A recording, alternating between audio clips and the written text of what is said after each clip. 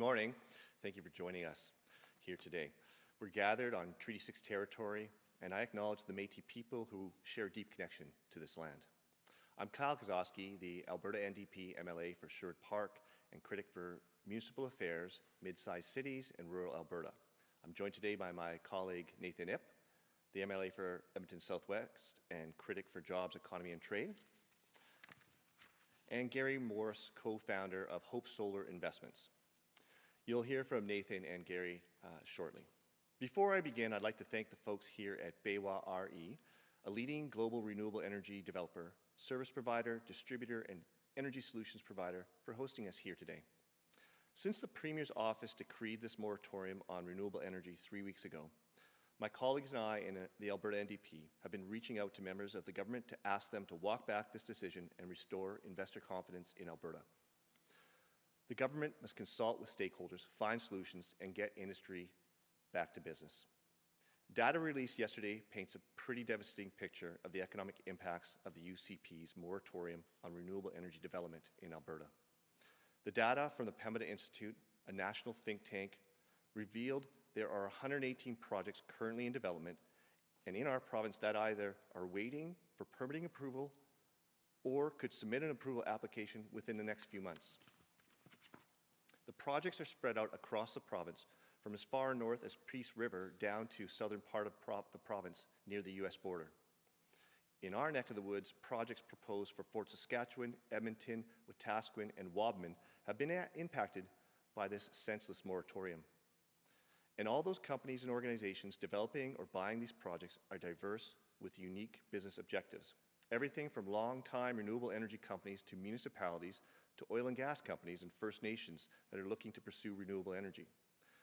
These stalled projects represent at least $13 billion in investment. To put these numbers into perspective, the total investment in the renewable sector is more than the capital investment in Alberta's oil and gas sector in 2023. We want to be clear that this is not meant to pit one industry against the other. As we've said repeatedly, Alberta has the potential to lead in all forms of energy development. The comparison to oil and gas is only to illustrate the scale of renewable energy sector and the potential it holds to diversify our economy. It's about our economic future, and it's about reducing emissions from our electricity generation to address climate change. I'd now like to invite Gary to the mic. Gary? Thank you, Nathan and Kyle, for the opportunity to join you today. As Kyle said, I'm the co-founder of a small new company, Hope Solar Investments. We were blindsided 3 weeks ago by the government's announcement of a moratorium on approving new wind and solar projects. I'm hoping we'll be okay, but right now it's pretty dicey. We've got one project on the go down by Lethbridge, and there are 2 phases to it. The first smaller phase was approved in the middle of July. So that project can go ahead, but where the moratorium really hurt us was that the project is quite small, and most of the investment groups we've been talking to were only interested in it because of the bigger piece. Now there's uncertainty around the larger project we proposed for across the street.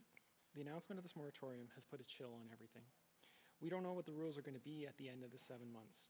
There's been no guidance or insight on that issue. I have no problem with the government tweaking regulations as you go, but I do think most of the issues that they're concerned with have already been addressed. I think the issues here have been exaggerated. I believe the government should have consulted with industry, landowners, and municipalities while we continued to work. We all know what winters are like here in Alberta, and a 6 or 7 month pause is really a pause for a year. Also, for us, quite a few of our investor groups that we've been talking to have just backed out entirely. They've told us that until the uncertainty is removed, they're not going to invest in Alberta. There's no guarantee that they will in the future either. Come March 1st, if the moratorium is lifted and the regulations are updated, that doesn't mean investors are coming racing back here. For a new small company like ours, with our first 2 projects, we have to find the right investment partner, and that takes a lot of time and relationship building. Our investors are thankfully sticking with us, but others are not very interested in investing in Alberta right now. This move by the government has really created a huge, unnecessary challenge for us. Thank you.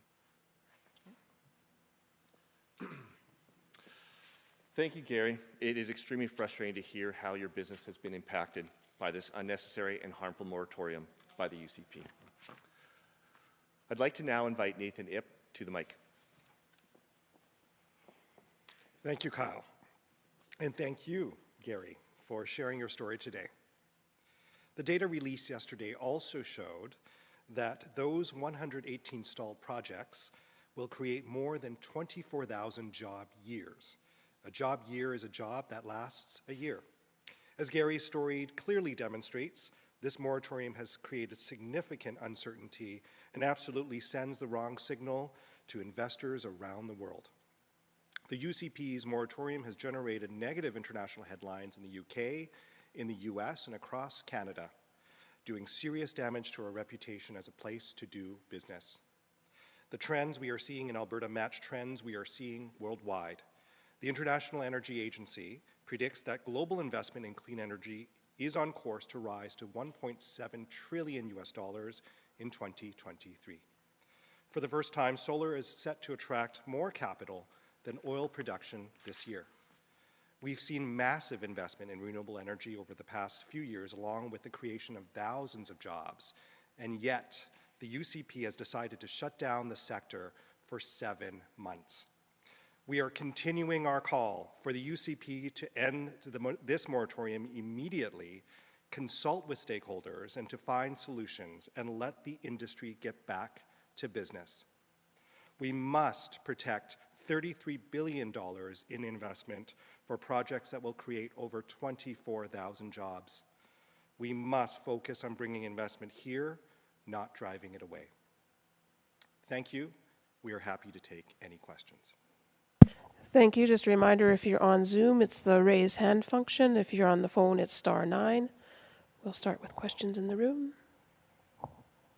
Seeing none, we'll go to the phone. Seeing none, that concludes our press conference for today. Thank you.